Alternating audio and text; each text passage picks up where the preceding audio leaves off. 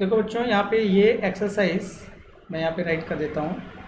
Exercise 3.5 का आप लोग पढ़ रहे हो क्वेश्चन नंबर 4 क्लास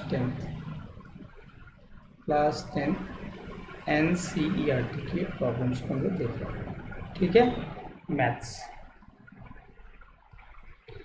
तो क्वेश्चन नंबर 4 में वर्ड प्रॉब्लम्स को हम लोग देखते हैं और उसका इक्वेशन बनाते हैं और इसमें आपको सॉल्यूशन निकालना है, लेकिन आपको किसी प्रोसेस का नाम नहीं लिखा है कि कौन से मेथड का यूज करके करना है। देखो, केवल आपसे बोल रहा है form the pair of linear equation in the following problems and find their solution. आपको किसी भी एल्जेब्राइक मेथड का पर्टिकुलर यूज करने के लिए नहीं बोला है। कह रहा है बाय एनी एल्जेब्राइक मेथड, किसी भी एल्जेब्रिक मेथड से आपको सॉल्यूशन करना है। तो जो आपको इजी लगे आप उससे सॉल्व कर सकते हो। आइए प्रॉब्लम्स को देखते हैं। प्रॉब्लम नंबर 4 का फर्स्ट है ये। चलिए इसको हम लोग ले लेते हैं। ये आपका है प्रॉब्लम नंबर 4 का फर्स्ट।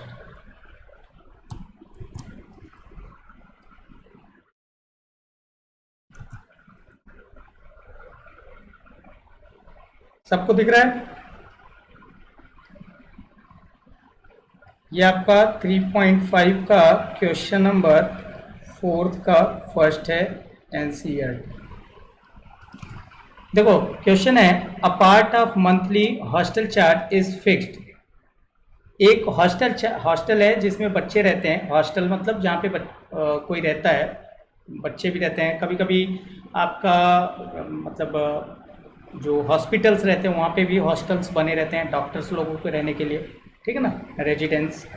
तो उसका मंथली कुछ फिक्स चार्ज है, depends on the number of days one has taken food in the mess.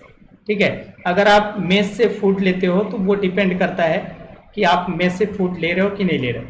When a student has taken food for 20 days, she has pay for ₹1000 as hostel charges, whereas a student B who takes food for 26 days pays ₹1180 as hostel charges. Find the fixed charges and the cost of food per day. आपको cost of food निकालना है और hostel का charge निकालना है। मतलब अगर आप केवल हॉस्टल में रहते हो और अपना खाना लेके आते हो तो केवल हॉस्टल का चार्ज देना है आपको पर डे के हिसाब से। और अगर आप खाना भी लेते हो और हॉस्टल में रहते भी हो तो हॉस्टल का फिक्स चार्ज पर डे के हिसाब से जितना है वो, और यानी उसका जो फिक्स चार्ज है वो, और प्लस आप जितने दिन तक रह के वहाँ पे खाना खाते हो वो, दोनों चीज़ें आपको निकालनी है। Is it clear? सब क्लियर है? तो इस क्वेश्चन को हम लोग सॉल्व करने के लिए यहाँ पे लिखेंगे सॉल्यूशन और राइट करेंगे let the fix charge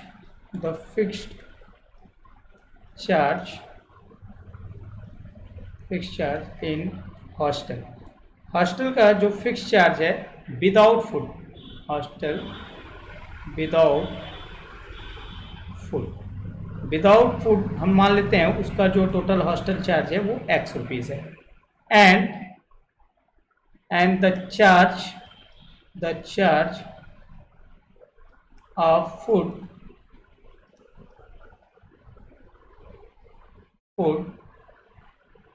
per day का ऐसे साइन लगा देंगे पर डे। ठीक है बच्चों, इसको हम लोग मान लेते हैं Y रुपीज़। ओके, सभी को समझ में आ गया? अब देखो यहाँ पे जो केसेस आपको दिया गया है, for a when a student a takes a food for 20 days, she has pay ₹1000 as a hostel charges.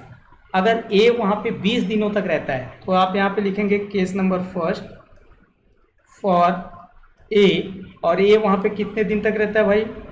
20 days तक। तो टोटल चार्ज जो होगा वो आपको निकालना है। टोटल चार्ज आपको कितना गिवन है? ₹1000 और आपके हिसाब से उसका टोटल चार्ज कितना बनना चाहिए? फिक्स चार्ज प्लस 20 दिनों तक वो खाना खाता है, एक दिन का Y रुपीज़ है तो 20 दिनों का 20Y हो जाएगा। ये आपके हिसाब से आता है और वहाँ पे उसने टोटल पे किया है 1000। Means this implies that x plus 20y is equal to 1000। किसी को कोई डाउट इसमें?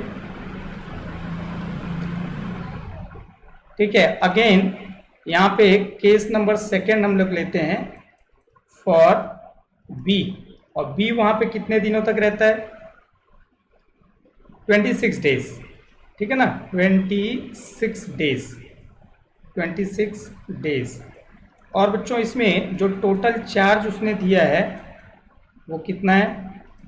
टोटल चार्ज कितना है 26 डेज का? 1180 रुपीज़, 1180 रुपीज़। तो आपके हिसाब से इसका total charge fix charge plus 26 days का per day Y rupees food charge के हिसाब से 26y होता है, और फिक्स चार्ज x है, तो टोटल आपको मिलेगा x plus 26y is equal to 1180। ये आपको मिल गया इक्वेशन नंबर सेकेंड। ठीक है, अब आप देखो इक्वेशन फर्स्ट और इक्वेशन सेकेंड, दो इक्वेशन आपको मिल गए हैं। आपको इन दोनों इक्वेशंस को सॉल्व करके वैल्यू निकालनी है। तो बताओ किस में से किसको सब्ट्रैक्ट करें? आप देख रहे हैं x के कोफिशिएंट सेम है, तो एक काम करते हैं एलिमिनेशन मेथड यहाँ पे यूज कर लेते हैं। तो हम लोग राइट करेंगे subtracting equation first from second we get. First को सेकेंड से सब्ट्रैक्ट करेंगे तो सेकेंड को पहले लिख लेंगे, x plus 26y is equal to 1180, और यहाँ पे लिखेंगे x plus 20y is equal to 1000। Is it clear everyone? तो यहाँ पे साइन चेंज हो जाएगा, और बेटा ये x से x आपका कैंसिल, 26y में से 20y सब्ट्रैक्ट होगा तो 6y आएगा, और इधर 180 आ जाएगा। अब आप यहाँ पे y की वैल्यू निकालेंगे तो 6 3 जा 18, तो 30 आ जाएगा, यानी y इज इक्वल टू 30 आ गया। अब आप एक काम कीजिए, y की वैल्यू को चाहे फर्स्ट में या फिर सेकेंड में आप पुट कर दीजिए। चलिए सेकेंड में पुट कर देते हैं। तो यहाँ पे आप राइट करेंगे putting the value of y in equation first या इन इक्वेशन सेकेंड में जब आप पुट करेंगे, सो दिस इम्प्लाइज दैट आपको मिल जाएगा x plus 26 multiply 30 is equal to 1180। अब आप इसको सॉल्व कर लीजिए। जब आप इसको सॉल्व करेंगे तो आपको मिलेगा x प्लस 26 का 30 में मल्टीप्लाई कर देंगे, कितना आएगा बताइए? 26 का 30 में मल्टीप्लाई करेंगे तो 0 तो आ जाएगा, 26 3 जा कितना हो जाएगा? 78 आई थिंक। ठीक है, तो ये आपको मिला 1180। So this implies that x is equal to आपको मिल जाएगा 1180 माइनस 780, और ये आपको मिल जाएगा 400, है ना? ये आपको मिल गया 400। तो यहाँ पे जो टोटल उसका फिक्स चार्ज है, टोटल फिक्स्ड चार्ज को हमने कितना सपोज किया था भाई? 400 रुपीज़, ये उसका फिक्स चार्ज हो गया। और यहाँ पे charge of food per day food charge कितना है? 30 रुपीज़। यही दोनों आपका आंसर हो गया। सबको समझ में आ गया? ठीक है, तो इसमें भी आप लोग वीडियो को एक बार पॉज कीजिएगा, एक एक लाइन को समझेंगे, तो जहाँ तक मुझे लगता है टोटल आपको समझ में आ जाएगा।